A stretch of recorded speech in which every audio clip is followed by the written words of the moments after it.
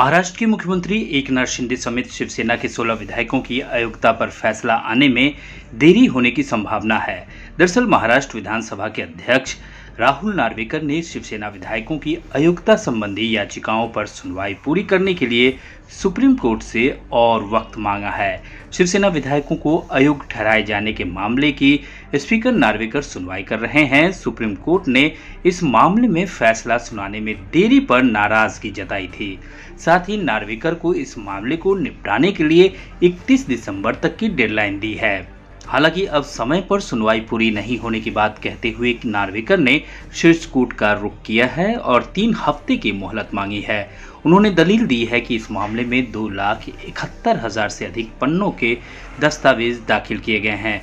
विधानसभा का शीतकालीन सत्र भी चल रहा है। ऐसे में विधायकों की अयोग्यता पर निर्णय लेने के लिए उन्हें और 3 हफ्ते की आवश्यकता पड़ेगी। इसे लेकर शिवसेना उद्धव ठाकरे गुट ने नार्वेकर की आलोचना की है। शिवसेना यूबीटी सांसद संजय राउत ने स्पीकर राहुल नार्वेकर पर तीखा हमला बोला है।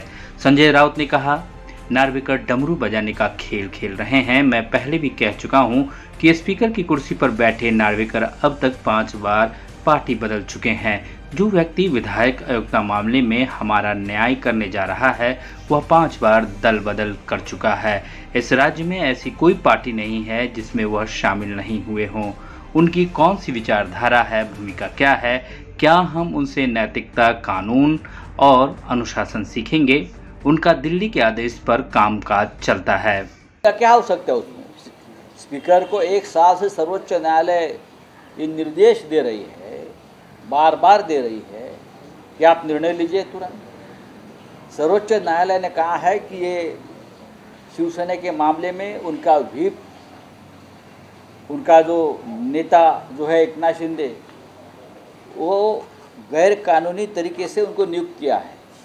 इतना कहने के बावजूद भी हमारे विधानसभा के स्पीकर निर्णय नहीं ले रहे। Time pass 1, time pass 2, time pass 3 serial बना रहे, वेब सीरीज। क्या है ये? बात ऐसी है, किसी भी हालत में 40 और 40 विधायकों को जाना पड़ेगा। बस ये टाइम निकाल रहे। सर्वोच्च न्यायालय ने कहा है कि ये लोग जो है ये लफंगे है, लोफर है। मैं मेरी भाषा में बोल रहा हूँ। एक घर में चोरी और डकैत करके दूसरे घर में घुस गए और दूसरे घर में ये विधानसभा के जो स्पीकर है उनको प्रोटेक्शन दे रहे हैं चोरों को। ये सरदार बन रहे हैं चोरों के। क्या उनके बारे में कहे? विधानसभा का स्पीकर होता है, उनका एक रुतबा होता है, उनकी प्रतिष्ठा होती है, संवैधानिक पद होता है। लेकिन ये तो चोरों के सरदार बन गए सब लोग। संविधान को नहीं मानते, कानून को नहीं मानते। बार बार बोल रहे हैं विधानसभा और क्या हमारा एक अलग अधिकार होता है। कौन सा अधिकार है? चोरों को प्रोटेक्शन देना ही आपका अधिकार है क्या? इस राज्य में एक गैर कानूनी संविधान के खिलाफ बना हुआ एक सरकार यहाँ चल रही है, आप उनको प्रोटेक्शन देने जा रहे हो।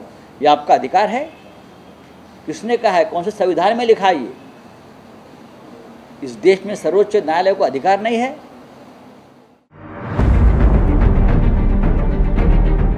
CEN न्यूज देश प्रदेश की ताजा तरीन खबरों के लिए CEN न्यूज को सब्सक्राइब करें और रहें पल पल की खबर से हर पल बाखबर।